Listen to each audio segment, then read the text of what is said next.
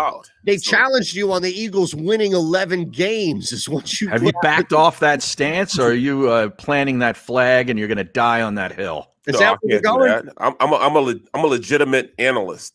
George Hill? What I'm saying? I'm a legitimate analyst. I'm not going to do that. I was just, being a homer at that point. That's what I do. But realistically, I understand what the Eagles are going through, but I also understand what everybody else is going through in the division. Long story long, it's going to be a long season. A lot of these guys that are projected to be great players won't be. There's going to be a lot of injuries. This is going to be one of those seasons where it's going to be a lot of ebb and flow, but I think it's going to be more so a downward trend in NFL quality in the NFC East. That's how I'm going to sum it up. Here's the thing, though.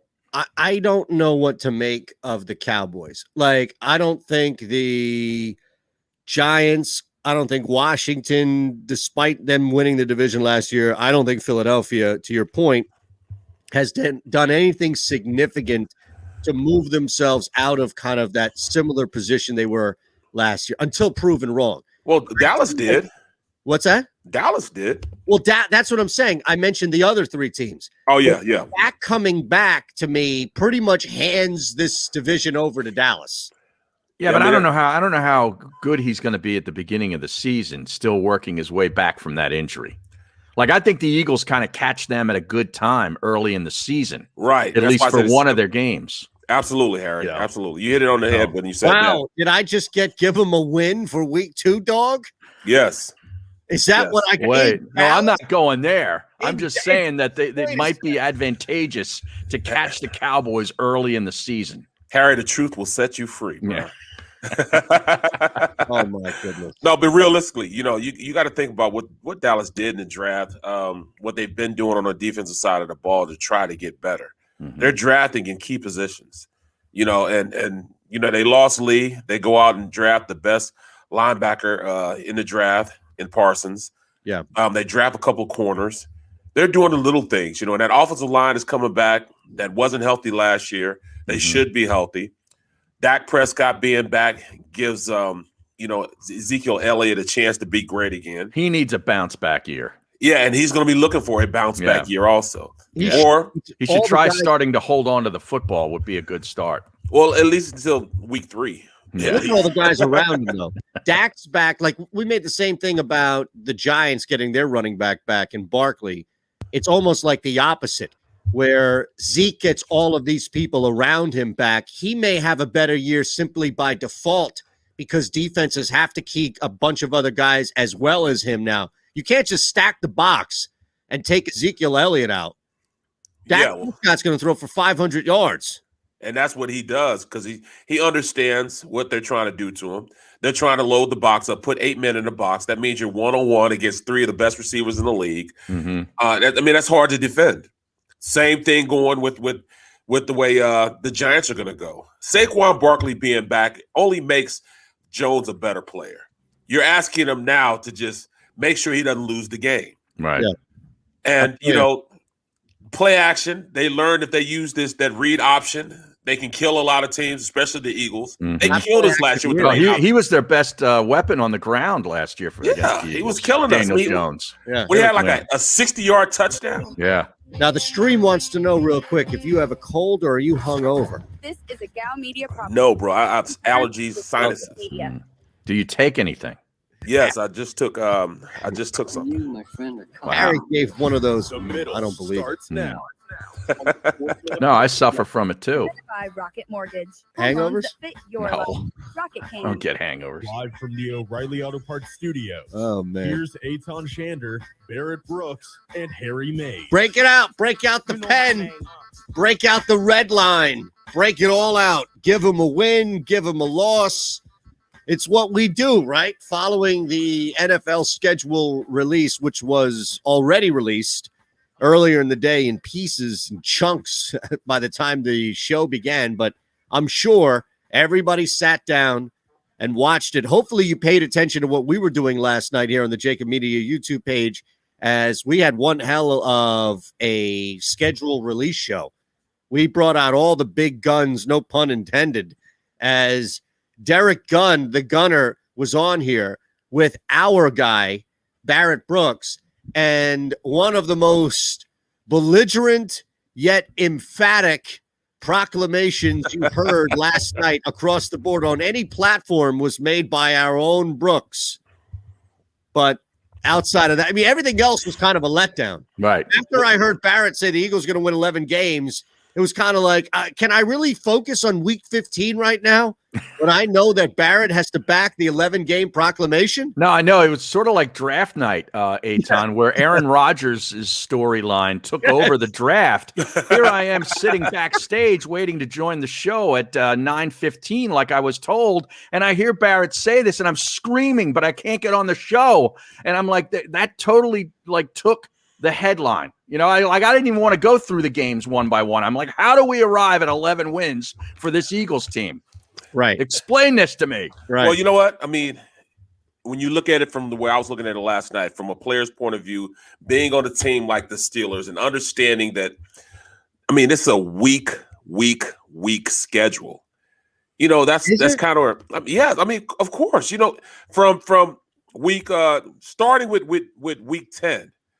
I mean, not week 10, but starting with October 10th, all the way through to probably November 28th. But I mean, those are teams similar to the Eagles. Is the point? I think all those other teams are looking at the Eagles that week on their schedule and say, "Hey, that's a win. Let me give tell them you a win, dog." Denver radio. That's why I hate to do it to radio has myself. already circled the Eagles game and said, "Give them a win, dog." All right. Exactly. We're back in 3. There's a lot happening here, schedule related on the middle. Here's Eitan Shander, Barrett Brooks, and Harry Mays. All right, well, where to begin? We had our schedule show last night. Now we're back here on our own territory. And I don't know, man. This middle part of the schedule seems to be the one area of contention, right? Mm-hmm. I mean, it sucks, man. That's what I'm trying to say. That schedule sucks. But, you know, it's hard for me because my last couple of years in the league, I was with championship organizations. You know, I'm talking about which is time not I was with Philadelphia the Packers. Eagles, by the way. Yeah, exactly. I was with the Packers. Right. I was with the Giants at the time, and they were good during that time. And I was with the Steelers. So when I look at the teams that we're going up against in the middle of the schedule, I'm thinking from the aspect that, all right, these teams suck. But then when I went to bed last night, I came to the realization that my Eagles suck too. So then I have to rewind, bring it back, and now just get into a mindset. All right, if I'm thinking of what the Eagles have to do to have an encouraging season, not a good season, but an encouraging season, things have to fall in place. But, I mean, I also have to realize this. Nobody knows who the Eagles are, including the Eagles. They could be a lot better. They could be a lot worse, you know, but at the end of the day, they got to play the games. Right. And that's why I look at all these teams in a similar fashion in that middle part of the schedules, along with the Eagles. I call them question mark teams, you know, and I think that's basically what you're saying, Barrett. Yep. And I think Eitan agrees too, in that, you know, Carolina, you know, I can't look at the Carolina game on the road as a lock win. I can't do it. Right. Okay. I don't know what they're going to be, but they're going to be better than last year. I can pretty much guarantee you that. Las Vegas Raiders on the road. I can't say that's a lock win either. Right. Even Detroit, although I still think Detroit always ends up being Detroit in the end, no matter what they do at coach. And I know you like the coach. You know, they have a new quarterback. They've got some new players, but they usually revert to their level, which is the Detroit Lions level. Okay. So yes, I can look at that. I can look at that as a game that they could probably steal on the road. Yep. The Chargers at home, I can't guarantee that either, even though it's a 1:00 game for a West Coast team. They got talent. And they got a really good quarterback who I think could take that step. His ascension in year 2 could be on its way by week 9. At Denver, I can't say. Denver's like the Eagles, like Eitan's been saying. So we got a lot of these teams that are very similar where we're going to know more by the time we play them. I get it, but I think they're saying the same things about the Philadelphia Eagles. Absolutely. And that's where it troubles me, because I'm talking about an organization that used to be a championship type of organization. The Eagles used to be feared in the NFL. Well, they're not now. And this is just after one season that they're not now. You know, we're acting like this has been it's been a downward trend, but we're acting like this team hasn't been, you know, spoken upon as one of the elite in the NFL. Mm-hmm. You know, in the recent past. Yes, in a very recent past. Yeah. You know, the last 4 years. You know, they've been to the playoffs, with the exception of last year, the last 4 years, and even for most of Andy Reid's tenure, even though it didn't include a championship, they were very highly regarded. Exactly. Because of Andy Reid is what Exactly. he held it together. So when I'm looking at that schedule, I'm looking at that schedule from the aspect of, all right, these teams suck, but then I also came to the realization that, all right, we suck. You know? And that's the great equalizer, you know, and it hit me. I'm like, wow. You know, it's been a long time since I've been in this mindset about an Eagles team. Yeah. Usually when you think of an Eagles team, you think of a team that's at least going to compete. I don't know if this team's going to compete. I don't know what type of team this is going to be. Yeah. At least we knew Andy, what type of team they were going to be. We knew with Doug what type of team this is going to be. I don't know what the hell this team is going to be because I don't know Nick Sirianni. I don't know Gannon. I don't know this coaching staff. But I will say, bring on Jake Asman's Jets in Week 13 on the road. Bring on the Jets. Not if you're looking for draft position. Well, yeah. Are we already at draft position by then? Hey, you never know what could happen at Week 13. Right. But look at this, though. 3 of the coaches on that staff could be my damn kids. My kids are older than they are. Wow. Of 3 of the guys on this staff, my kids are older than. Do you trust them more than this coaching staff to run the team? Me trust my kids? I know. At least those kids, at least they're not asking me for money. My kids ask for money. That coaching staff could be literally asking me for money. That was my next question. Right. If Nick Sirianni was your son and asked you for money, would you provide it? Only if he could beat him in rock, paper, scissors. You want the keys to the car, son? Break it out. Rock, paper, scissors, shoot. That's the only way. This guy is going to have to win a Super Bowl in order to remove the stigma that comes from the whole rock, paper, scissors stuff. I know. Like, it's never going to go away. It never went away with Doug Peterson until he won a Super Bowl. Exactly, because we had similar situations. And the rock, paper, scissors was the headset, was the car wiper thing, whatever it was. Loving on them. Yeah. Loving on them. Like, what the? Loving on them. Are you kidding me? Yeah. You're supposed to have these guys out there eating gunpowder and drinking hot sauce. I'm not loving on anybody. I want to go out there and whoop somebody's ass, let alone love on them. You know, I mean, we just don't know. And because we don't know, it's just tough for me to give an accurate evaluation on what this team is going to be. I mean, I see the players. They have some talent. There's some speed at the wide receiver position. We've lacked that a long time. We have some pretty good running backs in the stable right now if we choose to run the ball. This offensive line is one of the better offensive line in the league if they can stay healthy. But well, that's what I'm saying. If was a spliff, we all be messed up. And but here's the thing.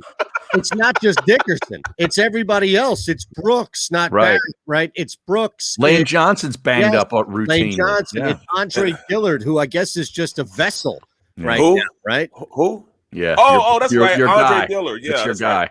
Right. And then you have Kelsey. Kelsey, I don't see how he does it.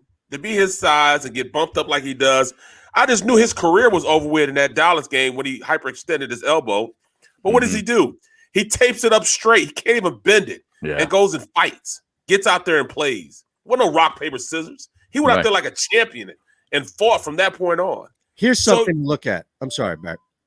But they legitimately have some good players on the offensive side of the ball. Now, you know I'm staying on the offensive side of the ball. Right. Where are the playmakers on defense? Yeah. So there lies the problem. If you look at this, and this is where I think that we have to take a long, hard look at where the Eagles are with so many question marks. And I'm sorry, but I don't think the league has dictated through its history that you get a benefit of the doubt if you're brand new, unless you're a talent, right? Like you come out, you're Lamar Jackson, or you come out, you're Mahomes, you come out, you're somebody that the league hasn't seen before. It's going to take time. But even then, like things catch up. If you're a new coach and everything's brand new, like young, first time around, it's going to be tough. Then you look at the first 4 weeks. You look at the first 6 weeks. Really, the first 6 weeks of the season. And then after you look at that with really on the schedule, those first 6 weeks, 2 winnable games. I'll give you 3 if you want the divisional element to it with Dallas. Then I see this from Warren Sharp. And this is a huge factor in why this team is going to struggle this year. Sharp Football tweets this out. Teams playing 4 games with only 17 days separating the first game and the fourth game. Eagles. End of list. Wow. That's it. Yeah. So that 4-game stretch with only 17 days, rest, on top of it being brand new and all the other factors here, that's not helping the Eagles' cause, especially just to get the benefit of the doubt that they're going to be okay this year. I think that works exponentially against what they're doing this year. I think it works. It might work for them because they had the same situation in reverse last year. They had 2 games in like a month period where they went and they played like a Thursday night game, then a Monday night game, and then they had a bye week. And they played like 2 games in like a 30-day period. And it really helped. It really hurt them because it slowed everything down. Guys weren't in sync with each other. The game plans were terrible because they just had a bad time during that time period that they didn't play. You have to stay sharp, man. That's why I say, even with Embiid and Ben Simmons going into this playoffs, don't sit those guys. If you're going to sit them for 1 game. Don't sit them for 2 games.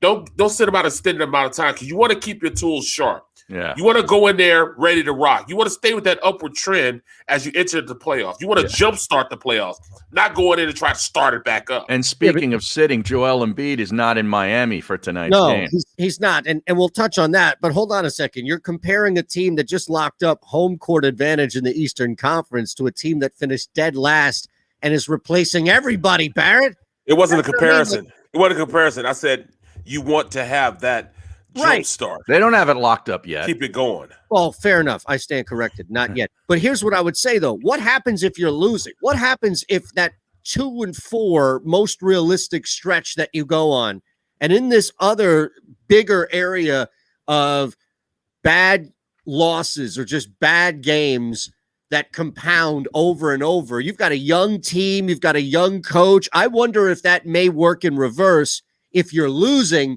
If you're saying, if you're winning, snowball. Yeah, you're right. Snowball it, because I agree with you. Like, if you have a championship or a playoff bound team, I get what you're saying. And I think we all do as fans watching people like you have played say, hey, I want to keep going out there. I want the momentum. But if you're losing and you're young and you don't know who your coach is, maybe you start ramping up that process of losing a locker room or just tuning guys out. I don't know if it works in the opposite, but I think it might if they just don't have a good year.